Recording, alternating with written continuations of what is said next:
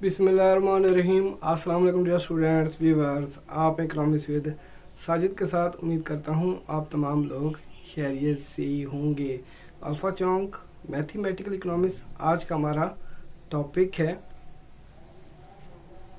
Find Q where revenue are maximised use second derivative test.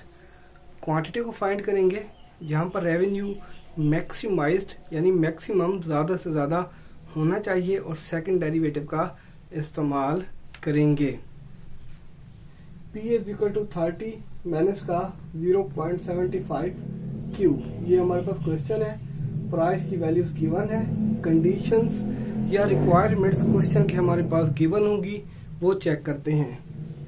DTR over DQ is equal to 0, total revenue के पहले derivative को 0 के बराबर रखेंगे। D2TR over DQ2 is less than to 0, total revenue का जो second derivative है उसका आंसर 0 से कम आना चाहिए, यानी आंसर नेगेटिव आना चाहिए। अब हम क्वेश्चन को सॉल्व करते हैं। सबसे पहले टोटल रेवेन्यू को फाइंड करेंगे। प्राइस हमारे पास गिवन है, टोटल रेवेन्यू को फाइंड करने के लिए प्राइस को क्वांटिटी के साथ मल्टीप्लाई करेंगे तो हमें टोटल रेवेन्यू मालूम हो जाता है। टोटल रेवेन्यू का फार्मूला लिखते हैं। Total revenue is equal to price multiply by quantity. Total revenue is equal to P की जगह प्राइस की जगह ये वाली स्टेटमेंट यहाँ पे लिखेंगे 30 माइनस 0.75 क्यू, क्वांटिटी के साथ मल्टीप्लाई करेंगे। T R is equal to 30 को क्यू के साथ मल्टीप्लाई करेंगे, 30 क्यू आता है, माइनस के 0.75 क्यू को क्यू से मल्टीप्लाई करेंगे तो हमारे पास आता है जमा नफी नफी, तो माइनस का आएगा 0.75 क्यू की पावर 2। देखिए जब वेरिएबल्स मल्टीप्लाई होती है ना, जब वेरिएबल्स के ऊपर जो पावर्स होती हैं, पावर्स जो होती हैं वो जमा होती हैं। क्यू के ऊपर 1 पावर है, क्यू के ऊपर 1 पावर है, तो हमारे पास आएगा क्यू की पावर 2। अब हम लोग क्या करते हैं, ये हमारे पास टोटल रेवेन्यू गिवन है, यानी हम लोगों ने फाइंड किया है। अब हम लोग टोटल रेवेन्यू का पहला डेरिवेटिव लेंगे with respect to Q. DTR over DQ is equal to D with respect to DQ। With respect to Q derivative लेंगे, ये वाली स्टेटमेंट यहाँ पे लिखते हैं 30Q माइनस 0.75 Q की power 2 DTR over DQ is equal to Q का coefficient क्या है 30, तो हमारे पास यहाँ पे 30 आ जाएगा, माइनस 0.75 Q की पावर 2, यहाँ पे पावर रूल का इस्तेमाल करेंगे। Q की पावर को Q के कोफिशिएंट से मल्टीप्लाई करेंगे और पावर में से 1 को लेस करते होते हैं। 0 को मल्टीप्लाई करेंगे माइनस के 2 को मल्टीप्लाई करेंगे माइनस के 0.75 से, नफी जमा नफी, तो हमारे पास आता है 1.5 क्यू, पावर में से 1 लेस करेंगे 2 माइनस का 1।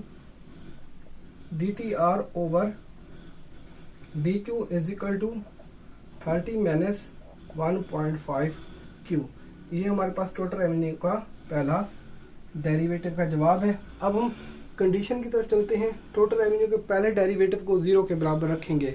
टोटल रेवेन्यू के पहले डेरिवेटिव को क्यों 0 के बराबर रखते हैं, इसे इसलिए रखते हैं क्योंकि हम लोगों ने क्वांटिटी को फाइंड करना होता है। क्वांटिटी को फाइंड करने के लिए टोटल रेवेन्यू के पहले डेरिवेटिव को 0 के बराबर रखेंगे। यहाँ पे लिखते हैं DTR over DQ is equal to 0, पहले डेरिवेटिव को क्या करेंगे 0 के बराबर रखेंगे। 30 माइनस का 1.5 Q is equal to 0, minus का 1.5 क्यू। 30 जब बराबर के दूसरी तरफ जाएगा तो साइन तब्दील हो जाता है, माइनस का 30, ये माइनस से माइनस कट जाएगा, 1.5 Q is equal to 30, Q is equal to 30 over 1.5 नीचे आ जाएगा। Q इज इक्वल टू 30 को 1.5 पे डिवाइड करेंगे तो 20 आता है। ये हमारे पास क्वांटिटी का आंसर है। अब हम लोग क्या करते हैं, सेकंड कंडीशन की तरफ चलते हैं, यानी जो टोटल रेवेन्यू का सेकंड डेरिवेटिव है उसका आंसर नेगेटिव आना चाहिए। टोटल रेवेन्यू जो है हमारे पास, जो उसका फर्स्ट डेरिवेटिव है उसका सेकंड डेरिवेटिव लेंगे विद रिस्पेक्ट टू क्यू। यहाँ पे सॉल्व कर लेते हैं। D2 TR over DQ2 is equal to D with respect to DQ। With respect to Q derivative लेंगे। फर्स्ट डेरिवेटिव का जो टोटल रेवेन्यू का फर्स्ट डेरिवेटिव उसकी स्टेटमेंट यहाँ पे लिखेंगे 30 minus 1.5 Q D2R over DQ2 is equal to 30 constant value है, जो वैल्यू कांस्टेंट होती है वो 0 होती है।